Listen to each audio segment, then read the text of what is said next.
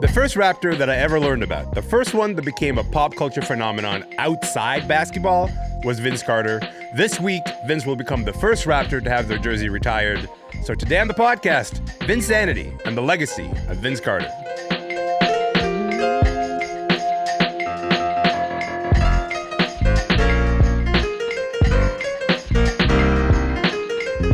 I'm Elamin Abdulmahmoud, and this is Commotion. Look, I think it's fair to say that even if you don't know anything about the Raptors, you probably know that before Kawhi and Kyle and company gave Toronto its first NBA championship, actually even before Drake helped make the franchise this big pop culture phenomenon, the hopes and the dreams of an entire generation of Raps fans rested in the hands of Vince Carter. They can win it with a three. They can tie it with a two. A second and a half to go. Seatbelts are mandatory. Clippers lead 94-92. Carter wide open for the win. He is invincible. That is just one of the many, many reasons why Vince Carter is also known as Air Canada, or the half-man, half-amazing player, who took the Raptors to their very first playoff series ever. He's a Hall of Famer. Some folks consider him the greatest dunker of all time. And later this week, Vince Carter will also become the first Raptor to have their jersey retired. Here to talk about Vince's legacy is Commotion regular Dalton Higgins, and making a Commotion debut, the Kayla Grey. What's up, y'all? How's it going? Hey. Hello. Thanks for having me. Oh my God, I'm delighted that you're both here. Okay, Kayla, I'm going to start with you on this because I don't have a lot of foregrounding in basketball, but you do. This is your arena. What went through your mind when you heard that the Raptors are going to be retiring Vince Carter's jersey? Finally, Okay. All right. You know why I say finally? Because the Nets went ahead earlier announcing that they were going to retire his jersey, which, yeah, sure, rightfully so. But if there was any franchise that should have came out with the announcement to set the tone for what the season was going to look like from a legacy standpoint, it should have been the Toronto Raptors. And you know, I'm around the same age as this franchise, right? So growing up and watching Vince and the exit, you know, it's like watching your parents get divorced, but you still love dad. Like, you didn't know the full story. So it's like, yeah, finally, we can finally have a Christmas together and no one's going to be throwing hands. I'm so happy that you finally get your Christmas. I'm thrilled for you. This Thank sounds you. this sounds Lots like of therapy. a long time coming, this particular Christmas. Kayla, can we just go back to the beginning for a moment? You know, the Raptors scoop Vince Carter in 1999. How big of a deal was his signing at the time? It was massive, right? I think there was this energy around that draft class, of course. They just wanted him so bad, but then also, you know, Golden State was going after Antoine as well at the same time. So I think it was just like the perfect kind of collision course to get Vince here. But then I think when you look at a fan base welcoming in Vince, you're wondering, how is this person going to embrace this city? What's that going to look like? How many more years of this waiting for something great to come or a shift to happen are we going to have to go through? And I think Vince came, he embraced, and things shifted real quick. It was a huge deal with massive payoff for the franchise. I love this story, the idea of like, how is this going to gel with the city? How is the city going to interact with this particular story? Because Dalton, people know you on the show as like someone who's written a lot about hip hop, but you were also writing about ball back at the time. So you want to talk a little bit about how Vince Carter's arrival kind of shifted the Toronto culture at the time? Oh, yeah, totally. I mean, you know, I covered the Raptors during their early years, right? Even their first couple of years, Damon Stoudemire years. And, you know, I think some of us in Toronto, we have a bit of a selective memory when it comes to the franchise. Like I can't begin to stress how little anyone in Toronto cared about the team back then before Vince arrived, right? So like I used to get all these complimentary tickets to games and I couldn't give them away back then. Like I couldn't even give them away. That's how bad it was, right? Yeah. Now, if you fast forward to today and if you look at, you know, the explosion of basketball in Toronto at the grassroots level. Yeah. Like we have this rise of all these great local basketball prep schools and rep programs. And just this idea of Toronto kids feeling that they can actually make it to the NBA, many of those roads lead back to Vince Carter, right? Now, if you look at, if you go back like about, you know, let's say 13 years, 2011, you know, that's when you start to see all these basketball players from Toronto consistently getting drafted. You know, players like, you know, Corey Joseph, Tristan Thompson, all the way over to Andrew Wiggins. And all of these guys, you know, have played on championship winning teams. And if you quiz most of them on what player they saw growing up, that inspired them to dream bigger. Like most of them are going to mention watching Vince Carter play. Now, it's interesting what Kayla just said about how, the transformation of Toronto.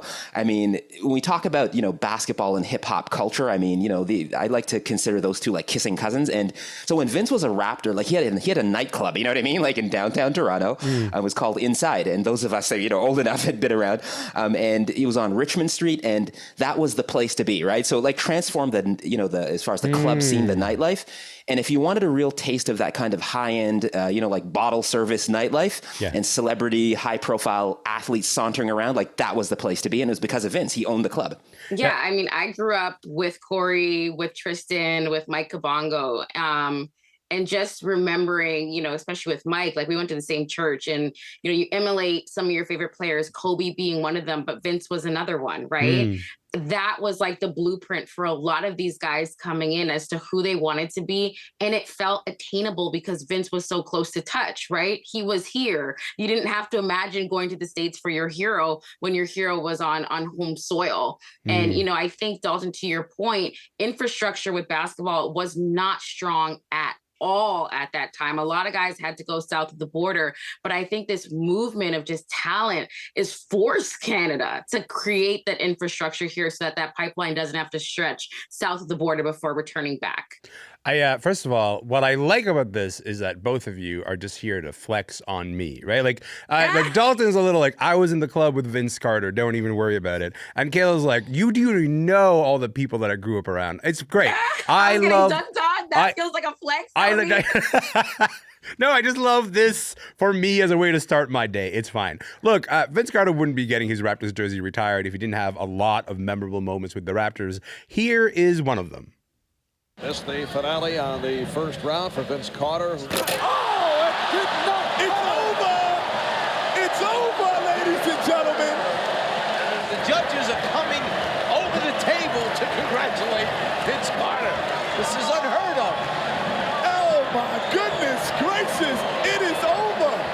What I like about this is that this is an audio medium, and then both Dalton and Kayla immediately were like, can picture the exact moment that was actually happening. What was happening there is Vince unleashed the dunk that shook the world. This happened during the 2000 NBA All-Stars dunk-off. Kayla, how big of a deal was it for Vince to be there as an NBA star, and let's just like undo that moment? Massive. Okay, huge. Talk about it. It was basically like our opportunity to flip the bird to those who didn't think that Toronto was anything. It was we've arrived, we're here, we don't need your validation moment. And that was all on Vince Carter's back when he went up for that dunk. I think, to me, it let the rest of the NBA know what we knew, which was that there was something brewing here. We had someone that was like, one of the greatest at that time. And yeah, it was like, the middle finger moment. Like that slam dunk was truly that for the city. A slam dunk that is a middle finger on behalf of the city. Yes. That's an incredible and we needed that as a culture, okay, to have that. A necessary middle finger for the culture. I mean, like, get into it, Dalton. Like, let's talk, because at this point, Vince was already kind of seen as an incredible kind of dunker. Where did that performance put him on the greatest of all time, you think? Yeah, I mean, before his performance at that All-Star game, I mean, we thought we had seen it all when it came to like high flying dunks, right? Like so when you take a step back in time, Dominique Wilkins, Atlanta Hawks, he's doing these two-handed double pump windmill dunks. Michael Jordan, the dunk from the free throw line.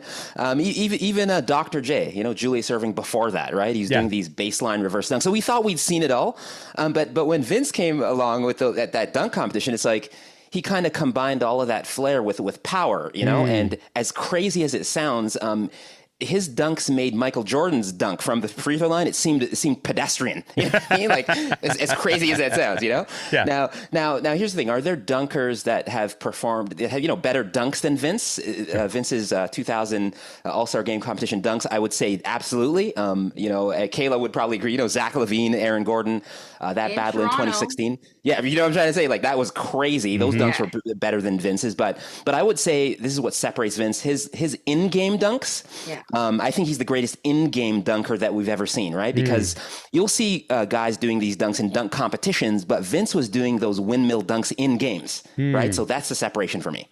I will say that dunk from 2000, like I've seen that image on so many T-shirts at this point, right? Like it's become like one of those sort of iconic images. We should say this Saturday the Raptors are going to be retiring this jersey, and he will be the first Raptor to receive that honor.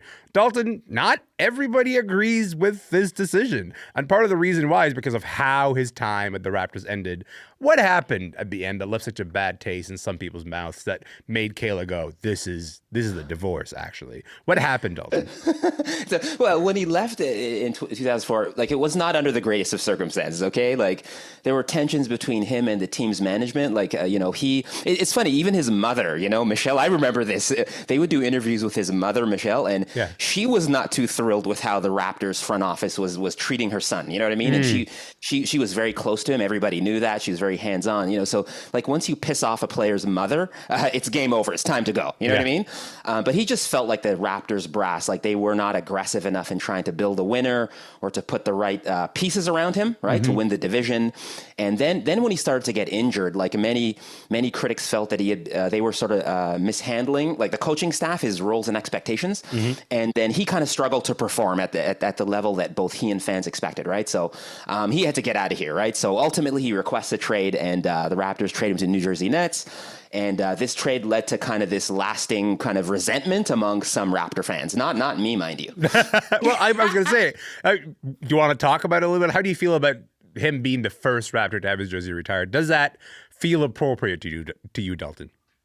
Oh, it was 100% the right call. I mean, like, you have to ask yourself, what are the other options? Is it Damon Stoudemire? No, he didn't stick around long enough. He was only here for a couple of years, although he was NBA Rookie of the Year and he did his thing. He was averaging almost 20 points a game. And when you just go down the list, right? Is it Chris Bosh? No. He kind of, when he went to the Miami Heat, that's when he started winning championships. He did lead Toronto to its first division title, but it couldn't be him. And then you just go down the list. It can't be DeMar DeRozan for obvious reasons, right? Let's put it out there. I mean, it was arguably because he got traded that we won the championship. I'm staying out of this one. Okay, yes, continue. Yeah. Like he gets traded. He made the ultimate sacrifice. Okay, he was the ultimate sacrifice. Okay, that deserves some love. Not a DeMar panel. Let's just keep it focused on Vince for a moment. It can't be him. They trade him. We win a championship. It can't be him. He had an incredibly stellar career. No, I love DeMar. And I think Kyle Lowry might, come the closest as far as receiving this distinction. As he kind of ticks off all the boxes, right? Yeah. He played here for 9 seasons, culminated in an NBA championship. But I think him being the first Raptor to end up in the Raptors would be no. So it's obviously Vince Carter. Like let's be real. Kayla, we should say Vince is closing his legacy as a player with the longest career run in NBA history, which is pretty wild. His time with the Raptors was the longest he spent with any one team in the NBA. How different do you think his legacy might have been if he just stayed? If he just stayed with the Raptors, Kayla? If Dad never left? It would have, I'm sure it would have changed just given the dynamic and the narratives around loyalty. And then also think about who he was coming up around. He was coming up around Kobe, who refused to leave, right? Yeah. Like that breed of player is just not anything that we see right now in today's NBA. Yeah. Guys don't get attached to home anymore. And, you have to also take the overall context is ownership can't afford to keep some guys there and then keep the core that they're trying to build around them together for years and years and years, a la the Celtics that are putting up their team for sale right now.